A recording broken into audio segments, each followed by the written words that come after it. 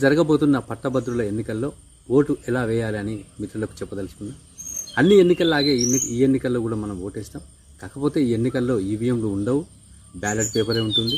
వారు మనం బూత్లోకి వెళ్ళగానే అక్కడ సిబ్బంది మన చేతికి ఒక పెన్ ఇస్తారు. ఆ పెన్తో మనం ఏ అభ్యర్థికి అయితే ఓటు వేయాలనుకుంటామో ఆ అభ్యర్థి పక్కనే ఉన్న గడిలో 1వ నంబర్ వేస్తే మనం ఓటు వేసేసినట్లే. మరి యథావిధిగా ఆ బ్యాలెట్ పేపర్ను అలాగే మడతబెట్టి బాక్స్లో వేస్తే మన ఓటు పూర్తయినట్లే.